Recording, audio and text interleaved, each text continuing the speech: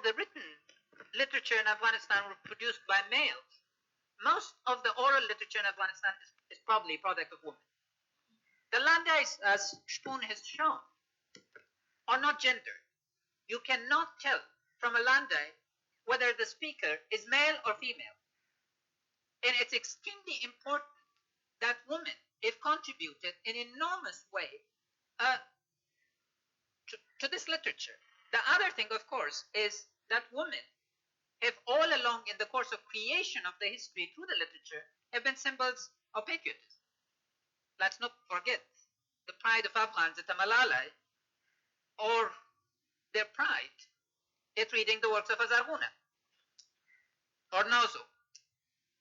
What is critical here about the oral literature, of course, is given the 32 languages of Afghanistan, that it is not a single history with a capital H, but these phenomenally rich varieties of history that come together.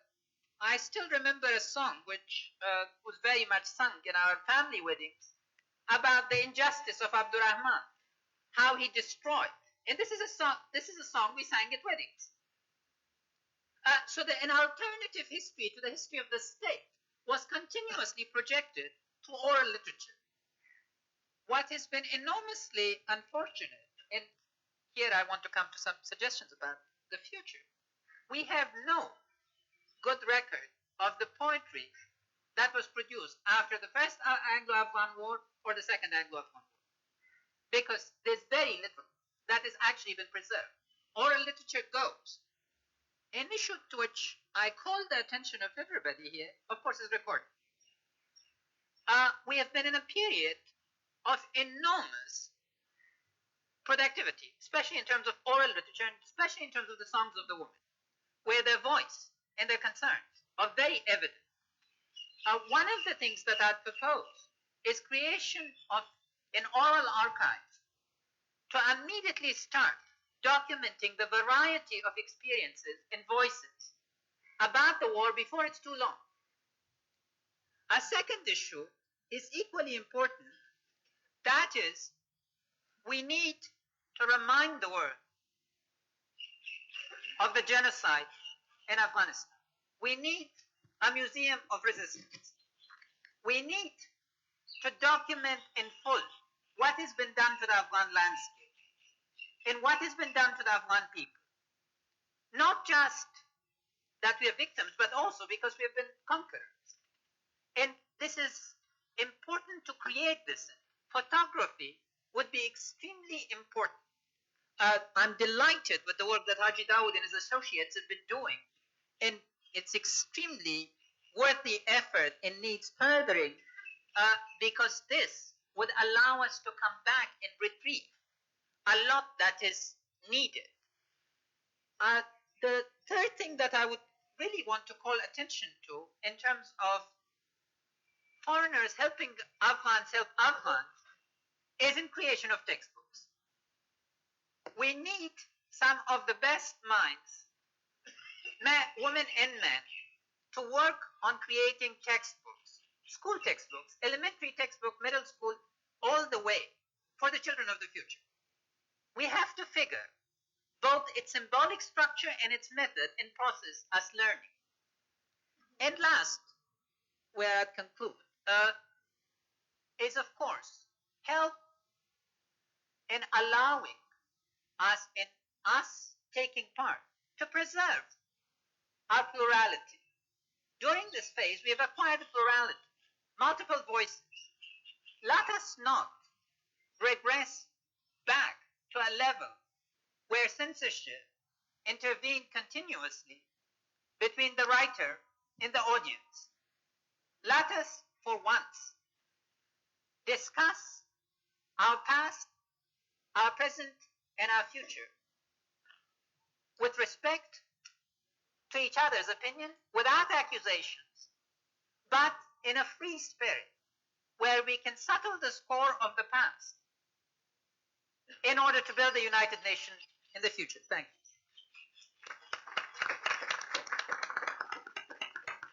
I have to shift back to my other capacity as the unwieldy chair. And yeah, I have to this is my last act before I take off for Salzburg in half an hour. It's my pleasure to introduce Dr. Abdul Waseed Najimi, uh, who will speak about the Museum of Kabul as an illustration, as an illustrative case of what has happened to archaeology and what can be done. Thank you. And may I seek your pardon and depart. Bismillahirrahmanirrahim. That's what they do, they come here and give us speeches, opinions, and then they disappear and let the archaeologists to dig the rest.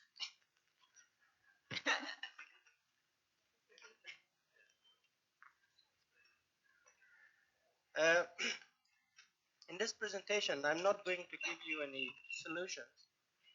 I am trying to present another, or rather a unique topic, which probably I'm so far the only person around here who is more concerned about. And that is the Kabul Museum, which was the only museum so far in Afghanistan. The historic monuments, sites, and cities in Afghanistan. The archaeology, its trade, and education of archaeologists, conservative architects, and art historians. I don't remember actually when Kabul Museum was first opened. As you can probably see, I'm the youngest of all these presenters you have seen so far. So would be my experience also limited. And in that connection, I should also say that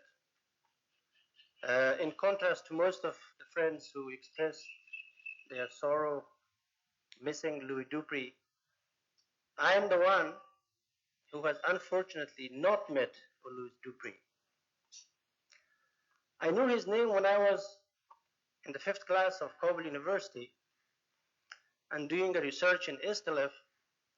When I returned back to my school, an American professor, Zabo, he told me that what is the height of Istalef above the sea?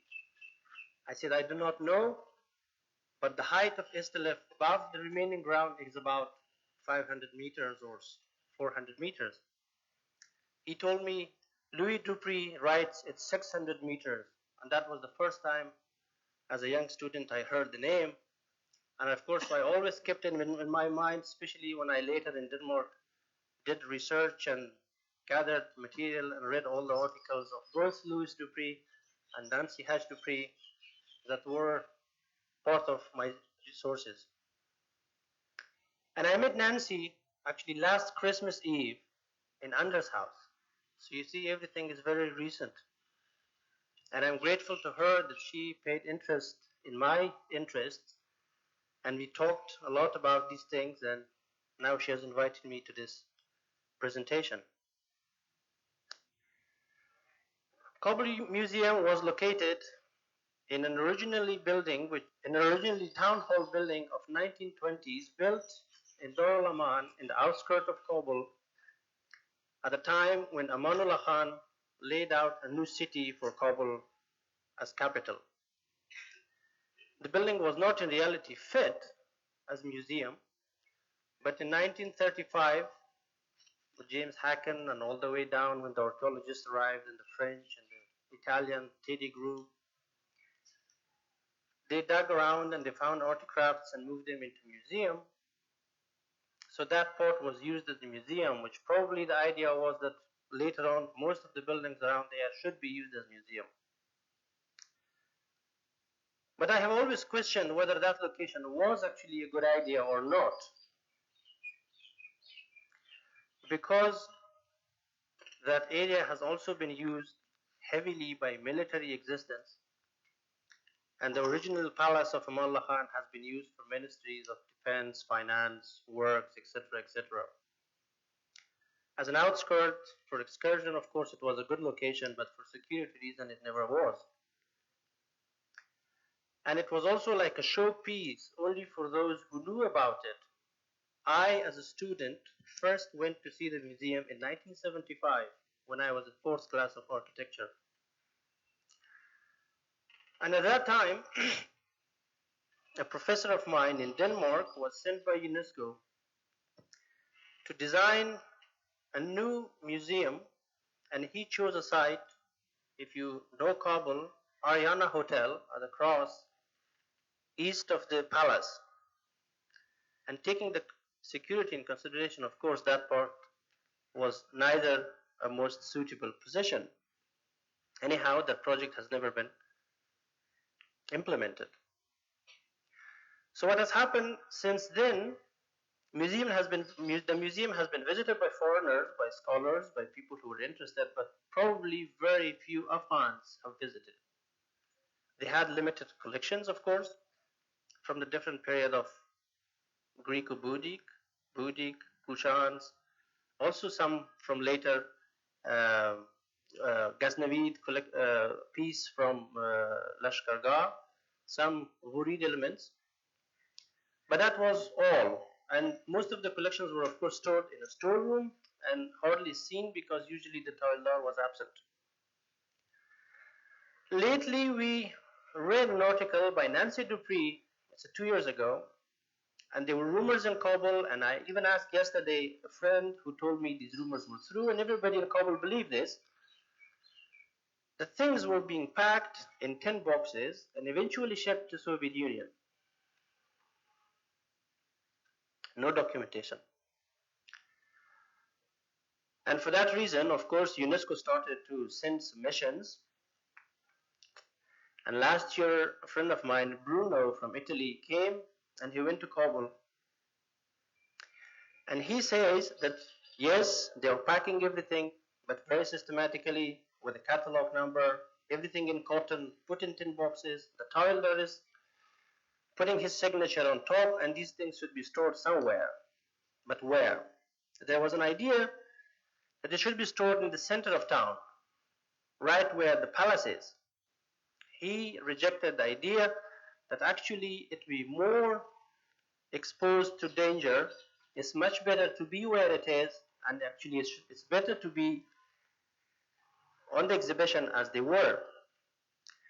And he says that in all these years of 1981, 1984, 1986 that he visited Kabul, the director of museum, Katawazi, has mentioned to him that they needed a storage place, probably something underground with a good concrete protection so that they can store all these elements.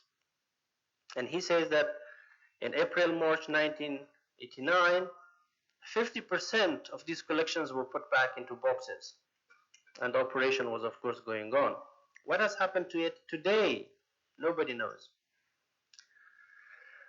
And because of the military operation lately in Darul Aman, which we all know it was a target of rockets, not the Mujahideen sent to Kabul, which originally the Kabul government asked for fund to make these storerooms, but by the rockets sent from the other military quarters and from Mazar Sharif on Kabul.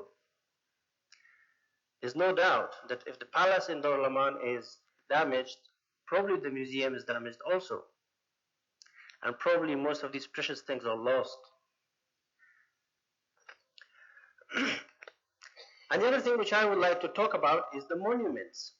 We have had rich monuments in Afghanistan presenting the old excavations and of course the old culture and civilization starting from Ai Khanum, Surf Kotal, which is all the pre-Islamic periods, and then the Islamic periods, early Islamic, Ghaznavids, Ghurids, Safavids, Mughals, and then even later the British or British Indian styles that came up.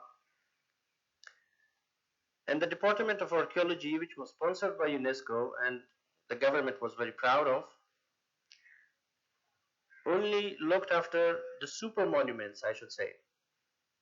They only made some photographs, recorded them somewhere, but no maintenance was done, and some of them were actually lost due to ignorance of maintenance. Government and people also start digging for antique, to look after coins, to small artifacts to eventually sell. And there was very little coordination among the different government offices. Some of them were planning a road through a monumental area. Somebody was trying to have it agricultural garden or something. So some of these sites were replaced in favor of new projects for housing, for example, and for building modern structures. And then after that, this is of course until 77, 78, which I have been visiting all these places and seeing. And after that is the damage of war.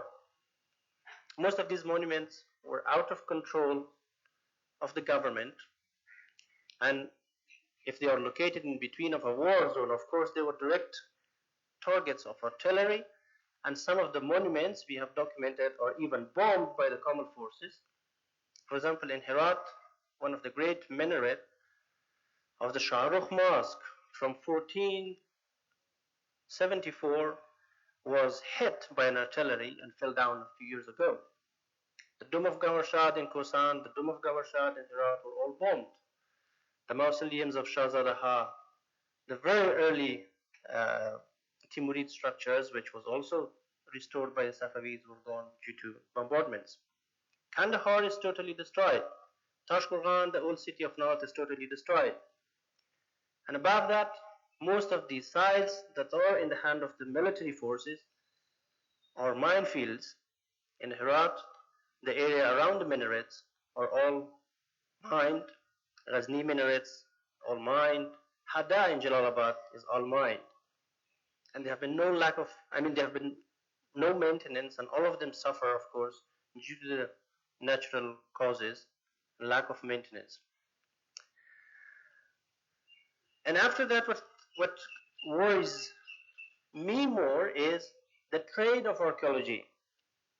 I have seen some shopkeepers selling the antiques. They are so proud that they bought some artifacts so cheap and they sold it so expensive to, I'm sorry to say, the foreigners. There's lack of people understanding to value the historic remains. If a normal man is passing by, he finds a coin or something, well, it's a corroded thing, he will throw it away. But if that thing is collected by an antique dealer, he bring it here and sell it for a fortune. Demolition of building elements has even happened. In a place like Nuristan, for example, and Nuristani himself go buy pillars, doors, windows, carved elements, and bring them out for sale. And of course, when people are either hungry or in despair, so they might sell it.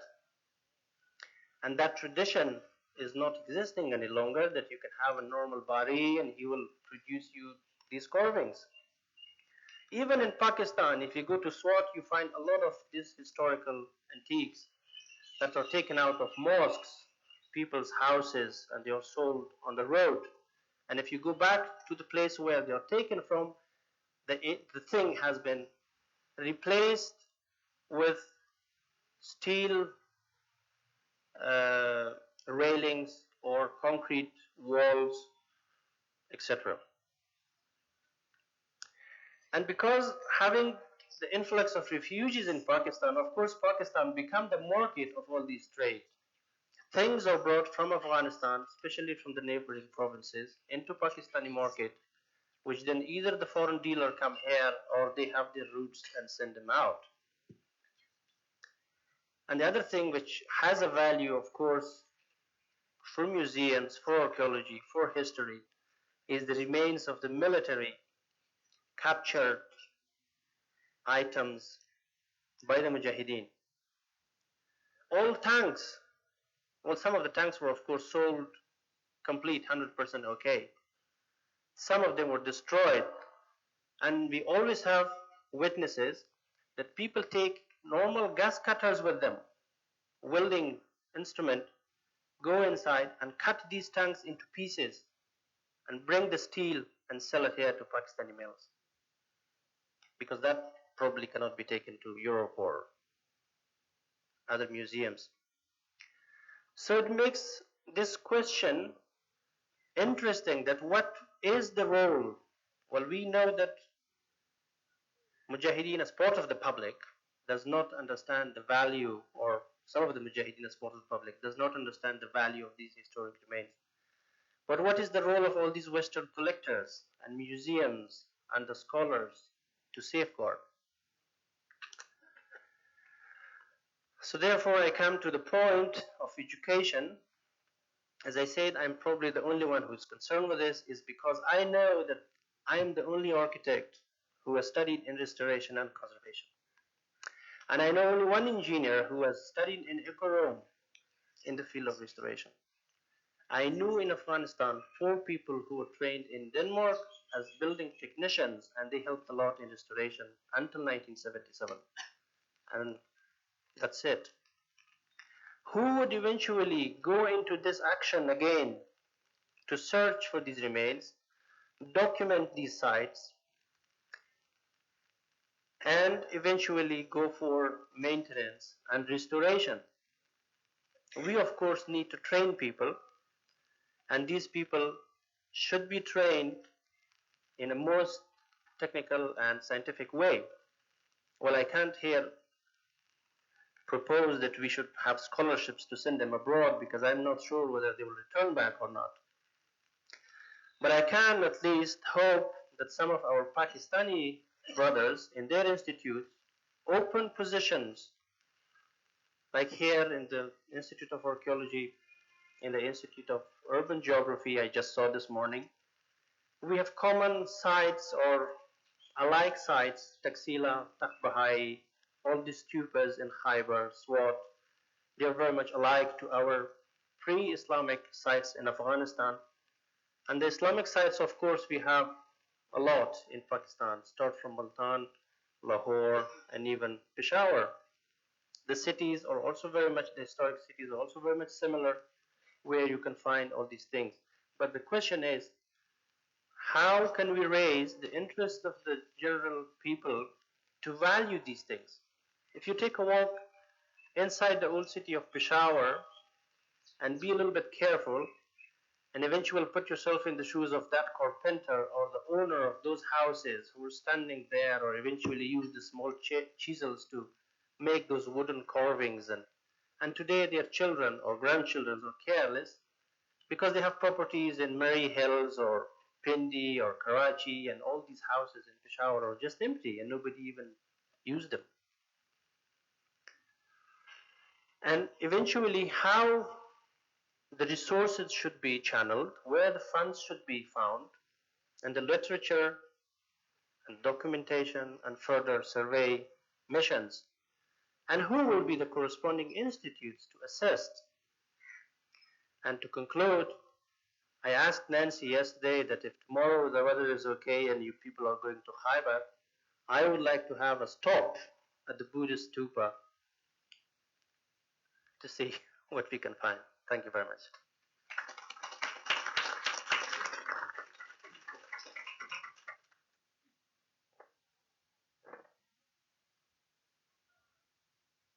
Thank you very much, Mr. Najimi.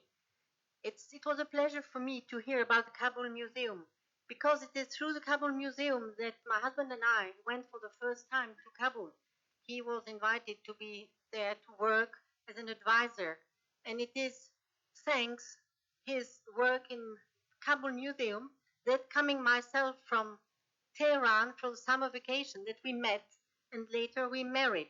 So I'm especially indebted to the Kabul Museum. I will now give the floor to Professor and retired professor, as he told me to say, and to the retired director of the Peshawar Museum, and he will speak about the archaeology seen from the Peshawar and Pakistani side. Thank you very much for giving me an opportunity to talk to you. As it is in memory of Louis Dupree, I know him when I was a student, and I didn't see him before. But it was through Mr.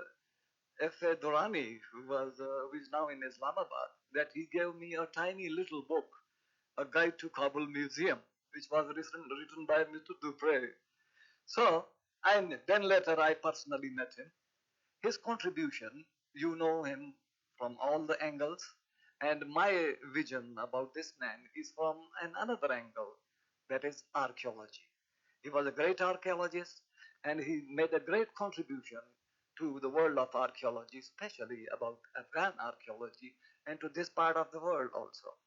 So now it is the responsibility of Nancy to continue his mission in Afghanistan as well as in Pakistan, because I know Nancy Dupree writing booklets, brochures about the archaeological sites in Pakistan.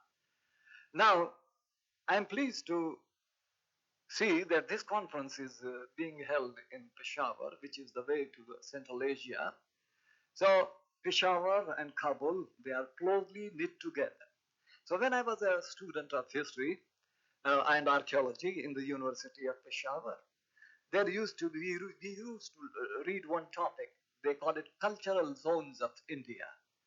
So this article was written in the year 1910, probably in the National Geographic Society. So he had divided India into the cultural zones. So this part of the world, I mean the present Northwest Frontier Province, falls into the cultural zones of Central Asia.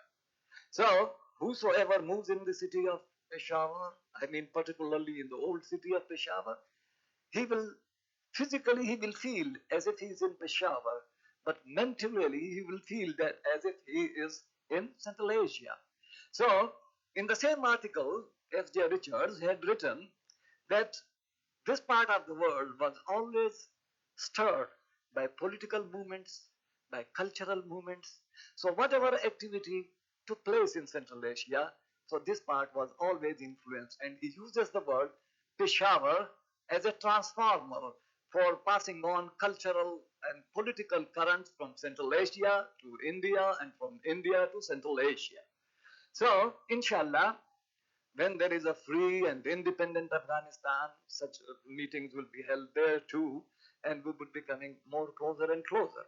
So, I know personally to tell you, my own specialization is Buddhist art and architecture of South Asia. Just we know whatever has been done in Afghanistan, we know this much, that it was all through the French archaeological mission, which had a monopoly of archaeology in Afghanistan, and a little bit of work done by the Germans. So the better would be, so whosoever writes a book on Afghanistan, we usually read it in English. So a little bit of information about the archaeology of Afghanistan is through the British or through the American writers. So it would be a great contribution of this assembly, this august organization. So whatever work has been done in French, Italian or German, if this is translated into English, it would be of great value to the world of learning. So then the pathetic picture, you see, which our learned speaker gave us about, so all when this was going on, my my knowing about Afghanistan is through art and architecture, you see. So it was once upon a time a great center of civilization. Islamic history is as clear as crystal, you see. But what happened in Afghanistan before Islam, that is the responsibility of the archaeologists to do. So we know this much, that from prehistoric times right up to 1990, what is happening, there is a continuity of history. There is the sequence of history does not break in Afghanistan. So we are indebted to Afghanistan, that is through these Silk Roads and through various others. So it was a great center of the Buddhist learning also. The Chinese pilgrims like Huanshan, Fahian, Itzing, Sung Yun, who came in search of the Buddhist scriptures to this area, they visited Afghanistan and they wrote about the monasteries and stupas of Afghanistan. So these records in the Chinese accounts, Afghanistan or this Gandhara region is very clearly mentioned. So it was the cradle of the Buddhist civilization too, the Mahayana form of Buddhism, which traveled from this area to Tibet, China, Korea, and Japan. And the journey from, when I say this area, the journey takes about 500 years to travel. The march of Buddhism takes about 500 years to travel from this part of the world to Nara in Japan. So much more is to be done here. And when the last days were there, when the Italian archaeological mission